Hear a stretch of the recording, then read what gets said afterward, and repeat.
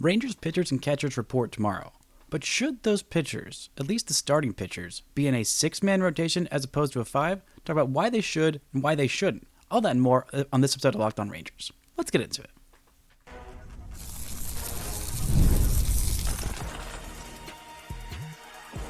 You are Locked On Rangers, your daily Texas Rangers podcast. Part of the Locked On Podcast Network, your team every day.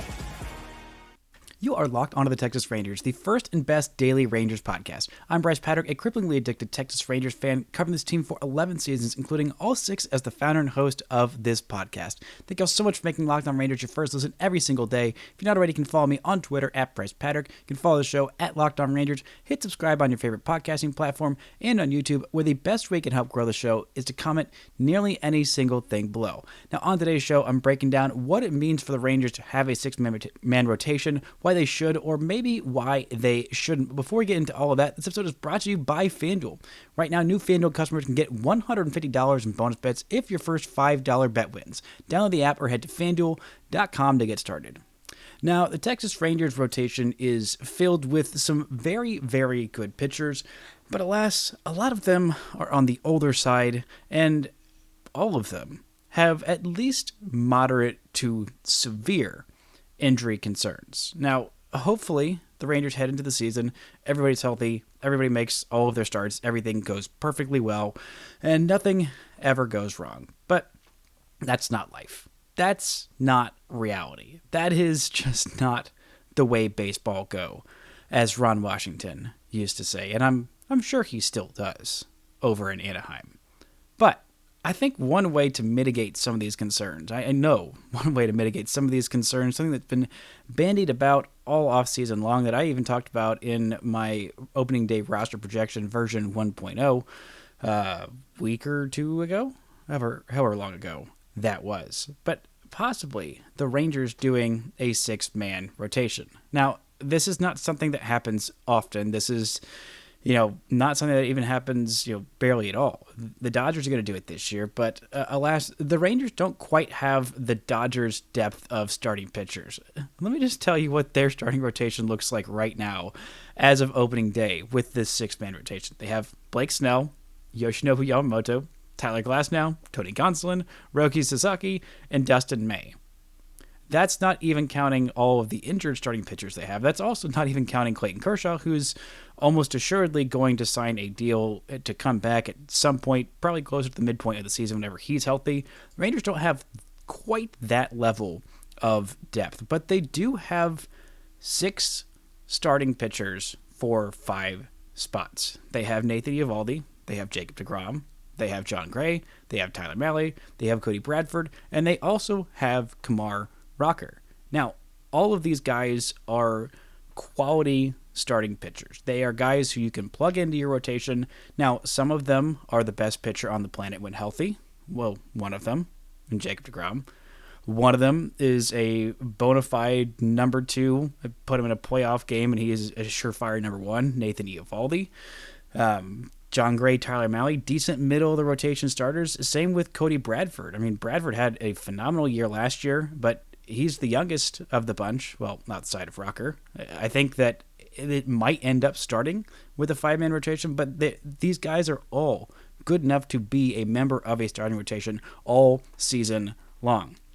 Now, what are these guys expected to do? Why would they go with a 6-man rotation? Well, a lot of it's just to lighten the load.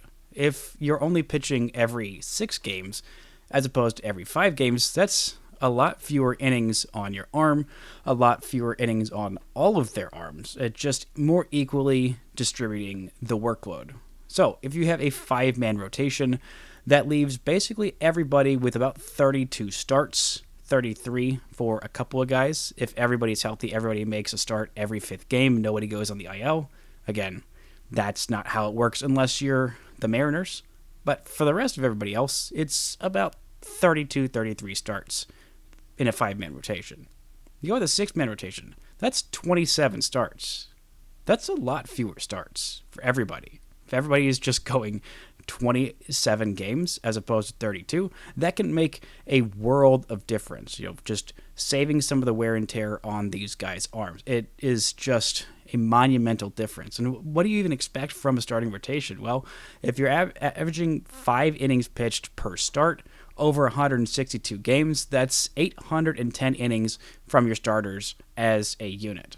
Hopefully you could average more than 5 innings, but with this group, with the probable innings limit on Kumar Rocker, maybe on Jacob deGrom, maybe even on Tyler Mahle. I mean, who knows at this point with Mahle? He seems like a real question mark in all of this.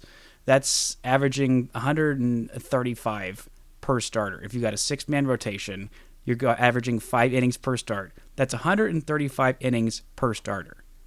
Now that seems like a very doable workload for all of these guys. Bradford, I think, this year could get up to 180. He could get that full starter's workload. I feel pretty darn confident in him doing so.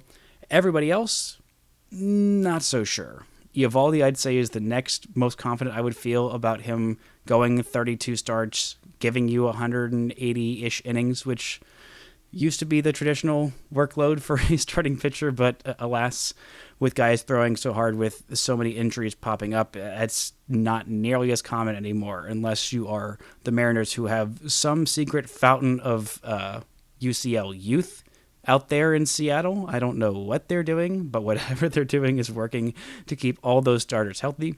I wish they'd tell everybody else so that we could all watch all these good starting pitchers all the time, but alas, that's not how this works. Now, if you're asking all your guys to throw averaging 6 innings per start in a 6-inning rotation, that's 972 innings for the entire rotation, and around 160 innings per starter. It's a little bit higher of a workload. I think that most of these guys could handle it. Rocker, I think the limit is probably going to be maybe somewhere 100 to 125 innings, I would think, this year. If he doesn't start the season on the opening day roster, I think it's going to be frustrating. Again, I think he's definitely good enough to be a starting pitcher every 5th time through the rotation. I think that it's possible that he's the Rangers' 3rd best starter right now. Maybe he's their 5th best starter. Again, I talked on yesterday's show about Rocker's pitch mix and why that's important to watch during spring training. Mixing in that changeup, that sinker more, that cutter, just seeing it at all, I think that's going to help him be more successful, and that's going to take him from middle of the rotation starter to top of the rotation starter. And he does still have some things to work on, despite looking so incredible in the minor leagues last year and at times in the major leagues. But a lot of that workload, the one whose workload I think the Rangers will want to put the least workload on, is Kumar Rocker. I know that Jacob deGrom and Tyler Mahle are also both coming off of UCL repair surgery, but they're a little bit more established in terms of what you can expect from their workload. They have, had higher workloads. It's been a long time since Rocker has even had 100 innings pitched in a season. Mahle and deGrom have done so. Well, deGrom hasn't done so more recently, but Mahle has thrown 100 innings in a season more recently. But still, there's a lot of reason to be cautious with Rocker. He is such an important part of this Rangers' future. No pitching prospect in this system has anywhere near the upside of Kumar Rocker, because at his best, he could be a number 1, an ace, a bona fide homegrown ace, which those do not grow on trees. And in terms of keeping your competitive window open for a long time, keeping Rocker healthy and getting him to that level to keep getting better and ascend to that number 1 starting pitcher kind of tier, you need to keep him healthy. But also balancing that with the short term of this team wants to win now. You do have an aging rotation. You are paying Nathan Eovaldi, an average of $25 million a year over the next 3 years. You are paying Jacob deGrom a whole lot of money over the next 3 years, and you want to win in that window. And also, while Marcus Semien is at his peak, and also while Corey Seager is at his peak. So I think that this is going to be possibly a helpful thing in terms of the expectations for these guys. We're going to talk about what these different systems project, how many innings you're going to get from these guys, and why a 6-man rotation might actually be a bad idea. All that and more right after this. This show is brought to you by FanDuel.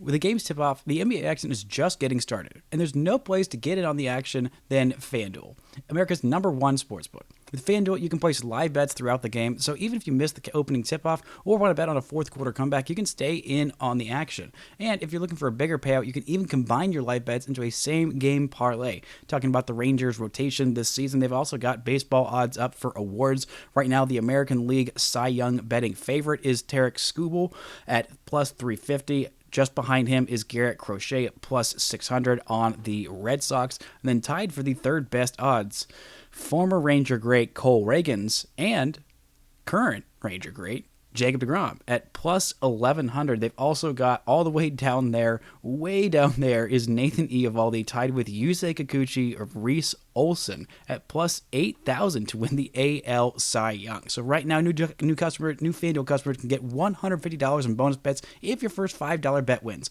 Just visit FanDuel.com to join today. That's FanDuel.com for your shot at $150 in bonus bets. Make every moment more with FanDuel, the official sports betting partner of the NBA. Shout out to the everydayers making Locked On Rangers your first every single day. On tomorrow's show, I'll be talking about pitchers and catchers finally reporting. We are almost there, y'all. It happens literally tomorrow, and I am so freaking excited for these pitchers and catchers to report. But speaking of these pitchers, what's expected of these guys? Now, these different projection systems, FanDuel, or excuse me, not FanDuel. FanDuel, I'm sure, has their own projections for innings pitched, but those are not up on the site for betting odds. But FanGraphs and Baseball Reference, the two big sites, have their projections up for these guys, what to expect from them in terms of their innings. Starting with FanGraphs, they have Nathan Eovaldi projected for 172 innings, Jacob deGrom 132, Jon Gray 145, Tyler Mahle 141, Kumar Rocker at 122, which weirdly they have him pitching in 36 games, but only 23 of those are starts. I'm not really sure why that's the case. But then they have Cody Bradford at 97 innings. That's a total of 809 innings pitched. Remember how I said 810 was about what you would expect if all 6 starters averaged 5 innings per start over the 162-game season? That is right about there. Right about there. Now, Baseball Reference is much less bullish on, well, really all of these guys. The only pitcher that they have projected to go over 100 innings are, well, Nathan Eovaldi and Jon Gray. They have deGrom projected for 68, Tyler Mahle projected for 69, which is nice, but also, more importantly, not nice. Cody Bradford at 92, Kumar Rocker at 66. But a lot of their projections, they put a reliability target right next to it, and they are saying, I don't know. I don't know how many innings these guys are projected for, which I feel like, honestly, for any starting pitcher, putting those projections on innings pitched and just projecting anything with baseball feels like there should be a big old asterisk next to it being like, I don't know, baseball's weird. Maybe this is right, maybe this is not. Who knows? Because that feels like projecting any kind of baseball, anything, feels absolutely silly. Unless you're me predicting the Texas Rangers winning the 2023 World Series before the playoffs started, because I'm a genius and I know ball. Don't curse me, baseball gods. I hear the hubris. I hear it. I own it. But, you get one projection right, one pick right out of a billion. You got to flex on it because that might be the only one you ever get right since. Now, the cons. What's the reason the Rangers shouldn't do this? Well, it feels like every single spring training for almost every team, maybe this is an overgeneralization, but this is a thought that every fan base has, every team has, pretty much every year, because pitchers are so hurtable these days. I mean, they are throwing harder than ever. They are spinning it more than ever. There are more pitching injuries than we have seen in a long time. And just expecting the consistency of a starting rotation, all 5 guys, the math is simple of just fewer starts, fewer innings on these guys' arms, fewer pitches thrown. Theoretically, that would keep everyone healthier. But what happens every single spring training is that somebody goes down with an injury. That's that's just the nature of the beast with spring training, especially these first couple weeks as pitchers and catchers are reporting. You really just hope that there is no news. No news whatsoever. The only news I want to hear about baseball, especially when it pertains to the Rangers, and more so just when it pertains to the Rangers, we don't want to hear any news over the next 2 weeks. We just want to say, everything's good. We're all good. Everyone's healthy. Everything's cool. Everyone's UCL is behaving as a UCL should. All of the shoulders and elbows and all of the ligaments and everything in the pitchers, they are all performing as expected. Everything is looking good. Everyone is happy, healthy, and feeling great. The only actual baseball news I want over the next couple weeks is someone giving Andrew Heaney a deal, not the Rangers, but him going to a good home, and someone not named the Houston Astros signing Alex Bregman, because I think that would just be very, very funny. But if you have 6 men in your rotation, you have a finite amount of spots on your major league roster, and that means one fewer arm in the bullpen. Now, normally that might be okay, but especially for these starting pitchers, if you're going 6-man rotation, you would want them to go deeper into games because you have fewer arms in your bullpen. And a lot of these arms the Rangers have in their bullpen, a lot of the reason that they signed these guys is because they can go multiple innings. I mean, Sean Armstrong, Jacob Webb, Hobie Milner, Jesse Chavez out there, Dane Dunning is going to be in this pen. All of those guys can give you multiple innings pretty consistently. The only ones I'm not quite as sure about, Chris Martin, I don't think is going to be asked to go multiple innings a whole lot of times because he's heading into his age 39 season. You want to keep him healthy. He is your best leverage reliever, and you don't want to have him going out there throwing a whole bunch of multi-inning outings. Again, well, David Robertson did that a bunch last year, but Chris Martin is not David Robertson. Would love for the Rangers to just, at the last minute, bring David Robertson back, but I don't think that's happening. Robert Garcia, maybe he's going to have several multi-inning outings. Maybe that's going to be kind of his role. All of these guys, going in these different kind of roles, we'll see. But there will be just one fewer arm that you have in your pen to clean up. Say one of these guys has a bad outing, has a disastrous outing, and he gives you 3 innings, or Lord forbid, 2 innings, and then you have to cover the remaining 7 innings of that game with one fewer arm in the bullpen. That makes life just a little bit harder. Also, just having the rhythm being just that much off, it's not that big a difference, and I'm sure the Rangers, pitching staff and also their, training staff and the front office will be able to devise a plan to kind of get these guys on more of a regular, regular rest, whatever their pitching plans are that would be altered by having them have that one extra day of rest. I'm sure that these guys could get accustomed to that. They are big leaguers. They are very smart in their development plans. They can work around that, but it's just something that's that much different. And also, you have that many more spots to fill in the rotation if there is an injury. If you do have 6-man rotation and you have a couple of guys goes down, then you have to add 2 more guys to your rotation, and that rotation is already starting to look thinner. I mean, you have 2 guys go down to this rotation. That puts Jack Leiter as your number 6 starter, and then you're having a smaller bullpen with also less reliable options at the back end of this rotation. Maybe that's a little bit questionable. But again, I think that's just kind of how these things go. I think that eventually there is going to be, I think, an injury to a starting pitcher on this Rangers team in spring training. I don't wish it. I very much wish the opposite. I hope that everybody's healthy and everything's all cool.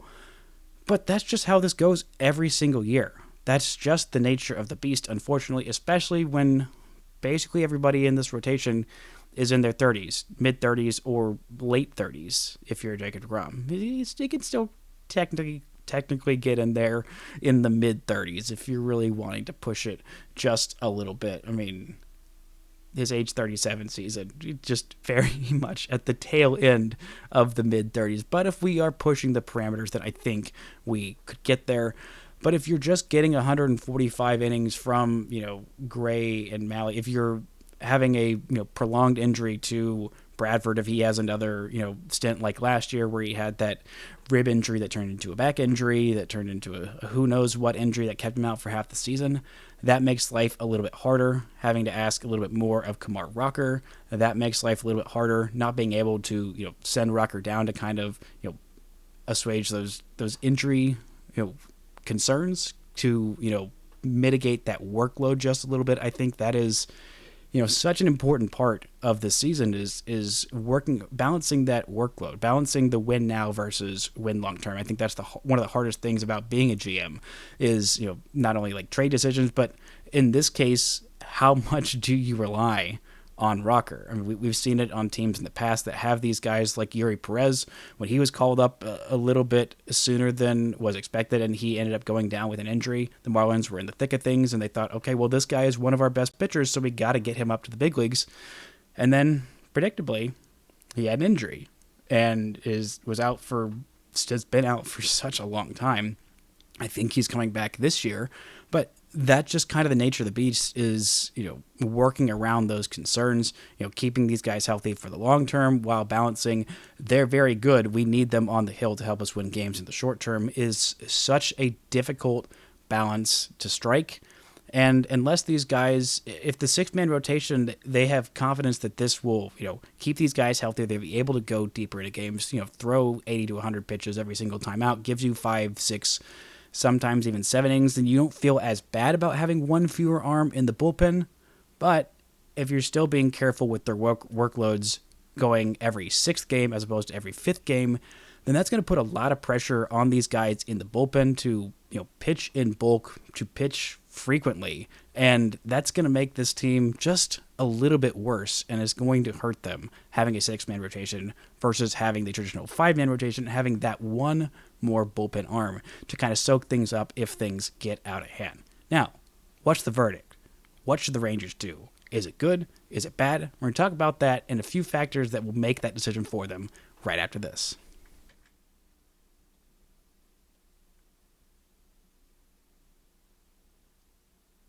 Now, what is the verdict with the 6-man rotation? Should it happen? Should it not happen? Or should the Rangers go some different way? Not just 5-man rotation, not 6-man rotation, but maybe just split some roles? I think that could be an option for the Rangers, of just getting very creative with it, of limiting these guys' workloads, maybe going some tandem starts with Jack Leiter and Kumar Rocker, each of them going, a time or two through the order and then handing it off to the next guy. That could be a way to limit that workload. But I think for me, heading into this season, if you go a 6-man rotation, you're expecting somewhere between 5 and 6 innings per start. That's somewhere between 135 innings and 160 innings for the workload for these guys.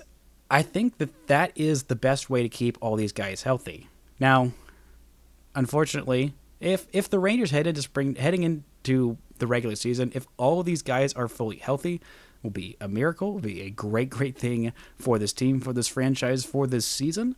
But if everybody, all 6 of these guys specifically, head into this season fully healthy, I think that the 6-man rotation, for me, is the best way to go about it, to keep these guys healthy, to keep these guys healthy for the playoffs and healthy for the duration of the season, but also still able to hit their peak, not being too fatigued at the end of the season. You could ask them to go a little bit deeper into games. You can trust that a little bit more if they're only pitching basically once a week. And, looking through the schedule, I mean, not looking specifically at matchups as much as just how long are these guys going to be asked to go without a day off.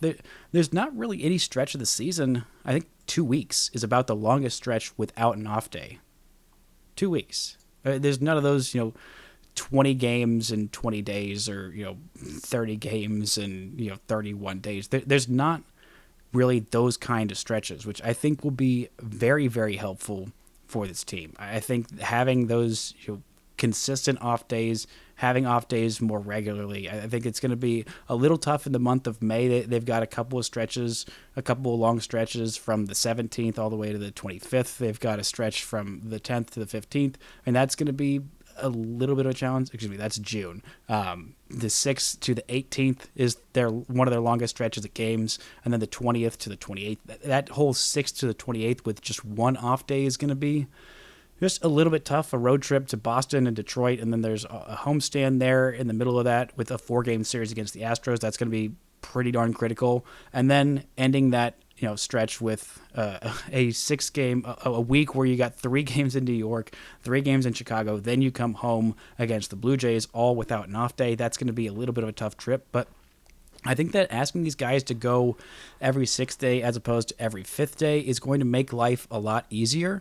I think that these bullpen arms of being able to go multiple innings, I think they're going to be able to do that. I think that later on, maybe at the midpoint of this season, we're going to see Jack Leiter introduced into this roster. He's going to be a guy who I think will probably end up in the bullpen, but I think could be a guy in the bullpen who, isn't just that traditional 1-inning kind of closer guy, at least for this season. I think he could be a guy who comes in and, takes a load off. If you're saying, okay, deGrom's pitched a lot lately, we want to give him one time through the order and then, lighten his workload of just, that's it. He's going to go 3 innings in this start, but that's going to be a plan. And then we piggyback Jack Leiter. He goes in and gets 3-4 innings out of the pen, and then you hand it over to your back end guys. I think that could be a way to kind of mitigate those things. Some other pitching prospects could be, closer to their debut at that point. We could see Emiliano Teodo at that point. That could be a role where Teodo thrives in. I'm not sure if he's going to stick as a starter. I know he's got the potential to be a really, really nasty back end reliever, but maybe it's bridging the gap. Maybe there's more of those guys that are coming in and, being the kind of, not really traditional long reliever of just coming in mop up, but having that be more of an intentional plan of, okay, this guy is going to go 1 or 2 times through the order, face, 9 to 15 hitters or so. And that's going to be the plan. And he's going to do a good job of that. Give us 3-4 innings in a game where maybe you don't want to ask the starter to go as much to kind of, lighten that workload of some of the older guys, at some point in say August or early September, what have you. I mean, maybe that's more of a plan to go about it in that way, but I just think that that's the smartest way for this team to go about it. I think that if this team heads into the season, because I think honestly the biggest question mark, it's hard to narrow down which of these 6 starting pitchers I have the biggest questions about. Okay, could these guys, hold up are these guys going to hold up for the full season? Are these guys going to be able to go out there every 5th, every 6th game and, give you 5, 6, 7 innings? I mean, because really you look at all of them and you could be like, well, I could see why they could, but I could very much see why they couldn't. With deGrom, I'm hoping that he's just back. We don't have to worry about that. With Eovaldi, I feel pretty confident. I mean, he's given the Rangers, an average of 155-ish innings, maybe 160 if I'm doing my math correctly. It was 172 last year and 149 the year before, not counting all of those starts in the playoffs when the Rangers won the World Series. Just feel like I got to throw in that in there every time I mention one of these World Series champs. But I mean, we'll see. With Mahle, he's thrown 121 innings since 2021. It's been a long time since he's had a fully healthy season. And heck, even Jon Gray. Maybe Jon Gray's best role is in the bullpen. I mean, he's talked about being open to that, being open to just being a really nasty high-end leverage reliever, which I think he really, really could be. And that could be a better way to keep him healthy because he's been in Texas for 3 seasons now. He's only had 1 season where he pitched more than 130 innings. He had 127 and a third his first year here. Had a couple of different months where he was incredible. Then had several different IL stints. In 2023, he was healthy for the vast majority of the season until the very, very bitter end. Got hurt and then came back in, I believe it was the ALCS. Maybe he wasn't ready to the World Series. I don't remember him pitching against the Astros, but I do remember those memorable, fantastic playoff outings out of the bullpen, especially that Game 3, that decisive Game 3. Very, very important Game 3 where he was absolutely incredible out of the pen. That could be a better way to keep him healthy. And last year gave the Rangers 102 2/3 innings. Made 19 starts. And didn't even eclipse 110 innings. Didn't even eclipse 105 innings. It was just not a good year for Jon Gray last year, but he was incredible out of the pen. And that could just be where he helps this team best. But he's such a selfless guy that he's talked about saying, hey, if that's where I help this team best, then then that's where I'll be. I just want to win. I want to help this team win. That is just such a team first mentality. You love to see that in a guy, and I think that could end up being Jon Gray's role. But also, they need all these guys. The next guy that they dip into, if one of these guys has an injury in this rotation, is Dane Dunning. And I have no idea what to expect from Dane Dunning. I think last year was, not going to be the norm moving forward. I also don't think that 2023 is going to be the norm moving forward. I think he could be a very fine number 5, 6-man in your rotation, giving you those, mop-up innings. And if he is your long relief guy, your primary long relief guy, I think that's a really good option there. And Dane Dunning is also, very much a team-first guy. Started 2023 out of the pen and then moved into the rotation with the Jacob deGrom injury and had the year of his life, and the Rangers needed all that he was giving them in 2023. But I lean at the end of the day towards a 6-man rotation. Again, that's assuming health. That's assuming that the Rangers want to go that route. That's assuming that Kumar Rocker, makes those tweaks and is really ready to man the rotation every 6th game, every 5th game, and attack a major league lineup and give you 5-6 innings per start. I think he will be ready. I think all these guys will be ready. I'm hoping that everybody's healthy and this becomes a difficult decision and not a decision that is made because, this guy's hurt and this guy's hurt. I think really a 6-man rotation would be a smart move for the Rangers. I don't know if they will do it, but I think most definitely that they should do it. And keeping these guys healthy is first and foremost. If they can do that, if they can have all 6 of these guys in the rotation, have all 6 of these guys healthy in the playoffs, they're not going to do a 6-man rotation in the playoffs. But for the regular season, for this season specifically, I think that is most definitely the smartest way to go about constructing this roster. That's going to do it for today's show. Thank you all so much for listening and subscribing, and until next time, don't forget to enjoy baseball.